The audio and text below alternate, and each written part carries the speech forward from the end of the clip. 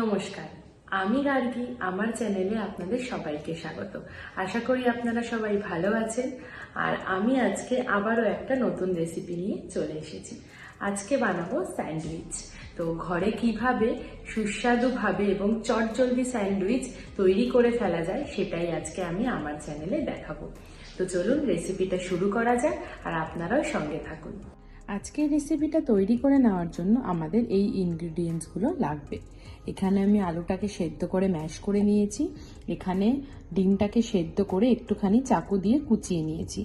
আর এখানে দেশি ঘি, আর স্যান্ডউইচ বানানোর জন্য অবভিয়াসলি ব্রেড লাগবে। আর এদিকে আছে মটরশুঁটি, পেঁয়াজ কুচি, লঙ্কা কুচি, রসুন কুচি আর টমেটো কুচি। তো চলুন রেসিপিটা এবার শুরু করা যাক। এবার প্যানটাকে গরম করে নিয়ে একটু ঘি দিয়ে দেবো। এরপরে এক এক করে স্টাফিংগুলোকে আমরা দিয়ে দেব। প্রথমে দিয়ে দেব রসুন কুচি, হালকা একটু নাড়িয়ে নেব।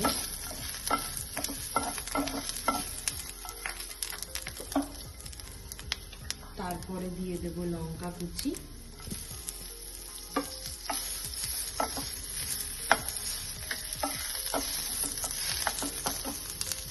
তারপরে দিয়ে দেব পেঁয়াজ কুচি,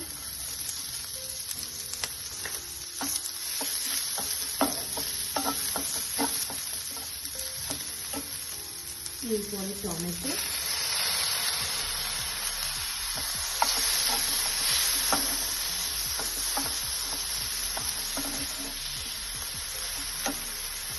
তারপরে মটরশুঁটি। এখন শীতকাল, তো মটরশুঁটিটা অ্যাভেলেবেল। এবার যদি আপনারা শীতকালের বদলে অন্য সময় এগুলো খেতে চান, কিংবা এই রেসিপিটা মটরশুঁটি ছাড়াও কিন্তু খুব ভালোভাবে হবে।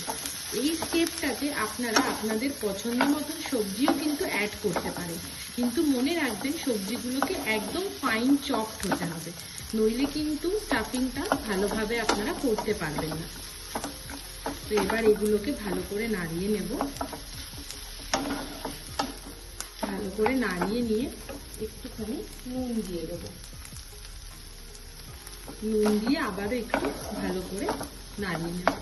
যখন এগুলো হালকা হালকা করে ভাজা হয়ে যাবে, তখন এর মধ্যে আমরা বাকি আলু আর ডিমটা অ্যাড করে দেব।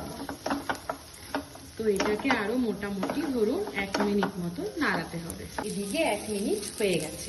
এবার এর মধ্যে আমরা সেই ম্যাশ করে রাখা আলুটা দিয়ে দেব। তারপরে দিয়ে দেব আমাদের ডিমটা।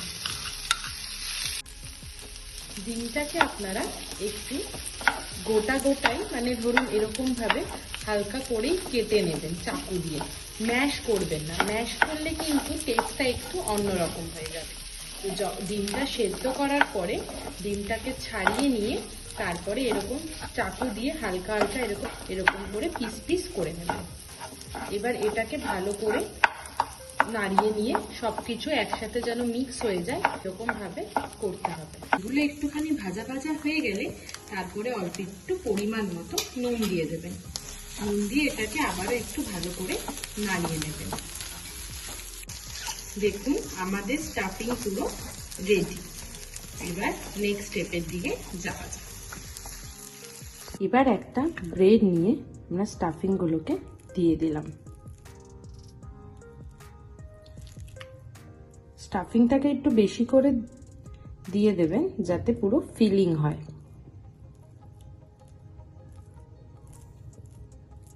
এরকম করে ভালো করে চেপে চেপে দিয়ে দিতে হবে। তারপরে এর উপরে আরেকটা ব্রেড দিয়ে করে চেপে দিতে হবে। এরপরে এটাকে মাঝখান দিয়ে এরকম ভাবে কেটে দিতে হবে। কেটে দিয়ে তারপরে এবার নেক্সট স্টেপের দিকে যাওয়া যাক। গরম প্যানে একটু ঘি দিয়ে দিলাম।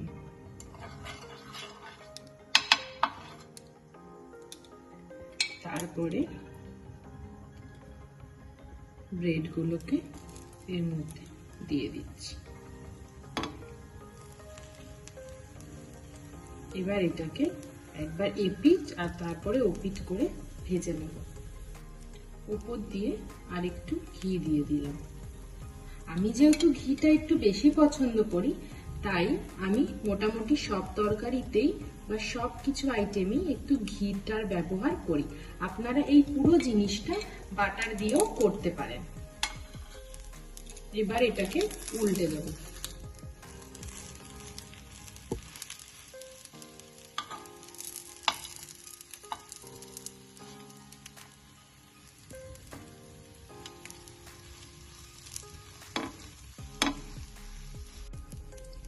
এটা দুপিটি হয়ে গেছে, এবার এটাকে সুন্দর করে নামিয়ে নেব।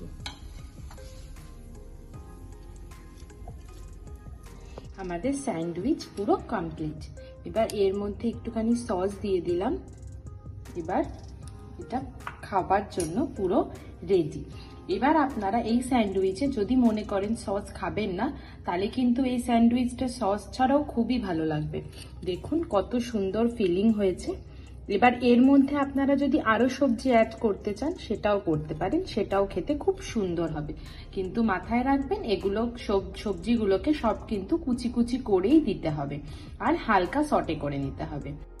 আজকের রেসিপি পুরো কমপ্লিট।